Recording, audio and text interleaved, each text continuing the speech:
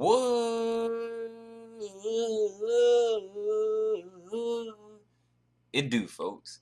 It's me again. I'm back with another Nahgato's 2 cents. This time we're covering the topic of adapting. This is a video that has been in the makes, or not in the makes, but I've been putting out for a while now, and finally got my head in the game, and I am ready to make this video and everything. So, adapting. I'm going to cover some of the key components of adapting, and I'm going to go over a few things that you should like look for when adapting to kind of help you to understand how to adapt better, and hopefully this helps and improve your game. Alright, so first, what you really want to do when you're adapting and you're playing an opponent is you really want to watch habits. And what I mean by that is you want to see, in order to like fully adapt to your opponent and things like that, you want to watch certain bad habits that your opponent has, whether if you throw them or like first you kind of break it down. And this all comes down to the point of downloading your opponent and fully adapting to how they play. You want to watch how they get up from their ledge options. You want to watch how they throw out certain attacks and things like that. You want to watch like certain bad habits, like if you run at them and they shield, or if they're running at you and shielding. If every time they run at you, they grab you, like literally every time, or if every time, like let's say they roll from the ledge, they throw out a smash attack, or every time you roll from the ledge, they throw out a smash attack. You want to watch certain like consistent habits that your opponent does, and then from there you kind of play around it and you know what happens, like if you do something and then they do that, and basically like most of the habits that you will see are just like straight from like the neutral phase of the game. So mainly like opponents that run in and grab you every time, opponents that literally roll every time they get up, or opponents that really just jump from the ledge, or every time they jump they make this option and things like that. You want to watch for just certain habits that they do, as far as like certain like follow-up habits, like let's say every time they spot dodge they smash attack right after, things like that. You want to also watch for follow-ups and the way people react to you. Those two kind of go in tie to tie. This is just us getting a little deeper into the adapting phase of your opponent. So let's say I play Lucario and I throw them in the air, and every time I throw them in the air, they air dodge. From there, I've conditioned like doing the first part of the match or whatever. Let's say I throw them in the air and I'm throwing out an attack or whatever, and then I'm starting to catch on that they're air dodging every time I throw them in the air. Now I've conditioned my opponent, and now I must adapt to their air dodging. Now I can either choose option A, which is to punish the air dodge, or bait them out to air dodge and go for a follow-up attack afterwards to try something new, and then that throws them off, as well as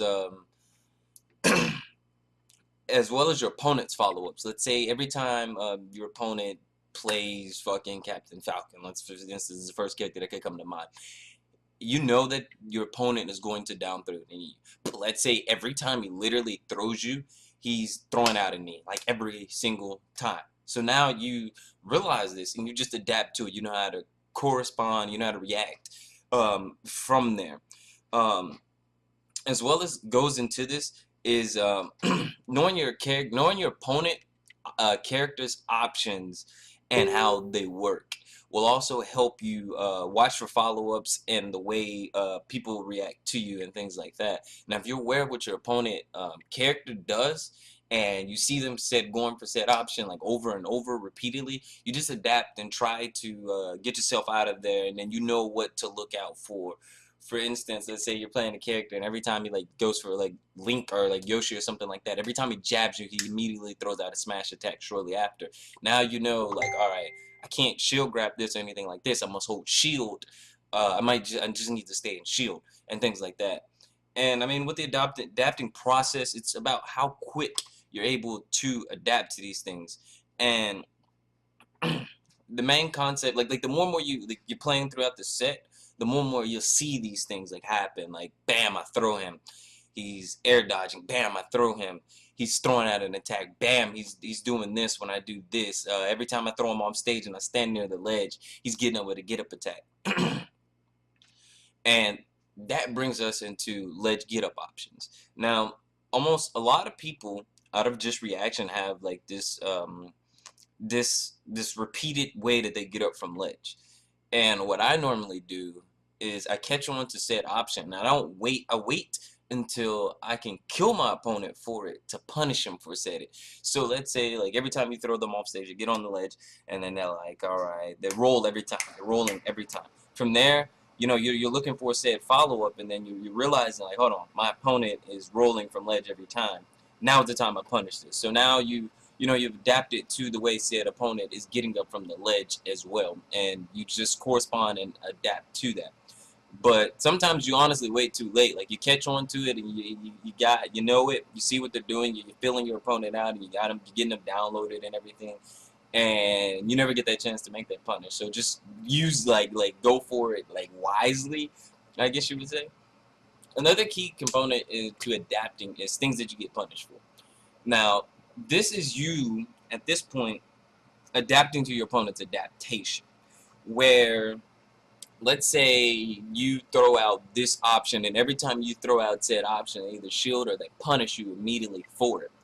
Now you have to immediately, like, sometimes this is very hard to, like, especially for me, like when I play Lucario and I throw out back air and I'm getting punished constantly for it.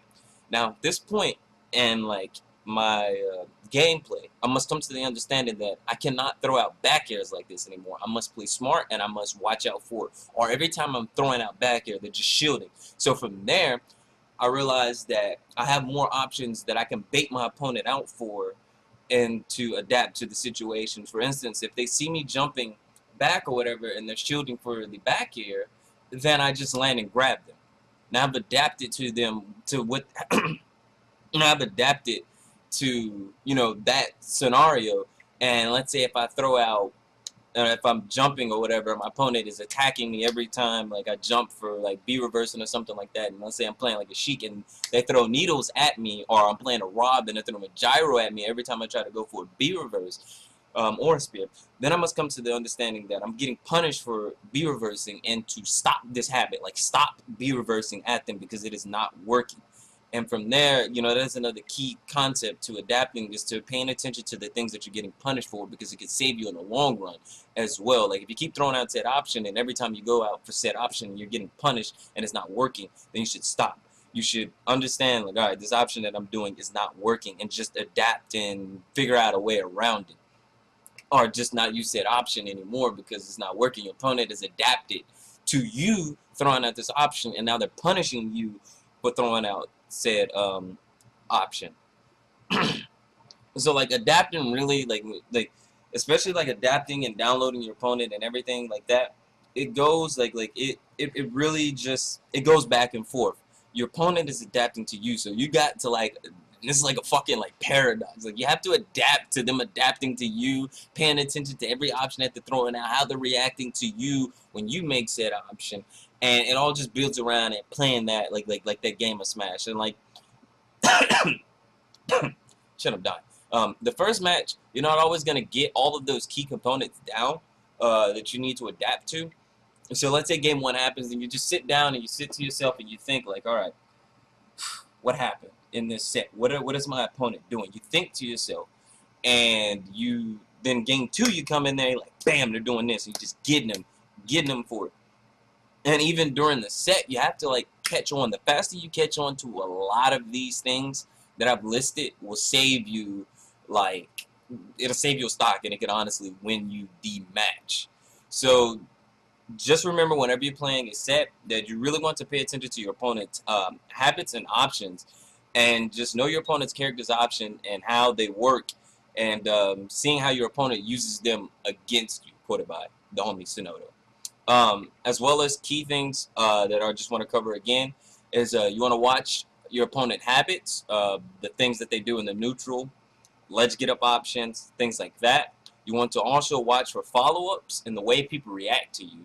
You want to watch the follow-ups that your opponent goes for. Let's say if it's a Sheik, they throw you up air, or like Rob, they down throw you up air, things like that. Donkey Kong, you want to watch like the way they follow up, the way they're reacting to your options as well, to adjust yourself two-set scenario. You really want to watch those ledge get up options as well. That will save you a lot, and you will rack up a lot of damage and get a lot of easy punishes in by paying attention to the ledge options that your opponent goes for, and your ledge options as well matter as well. If you go for a neutral get up every time your opponent starts punishing you for that, it's time to adapt. Look at the situation that you're in and figure out a way around it. Figure out another option and things like that. And you can also use like this to mind game your opponent. Like he will think that you're gonna go for said option, and you don't go for said option, and you make them think that you're going for said option, and you go for a different option that you thought of that could punish them for the way that they were punishing you for making said option and things like that.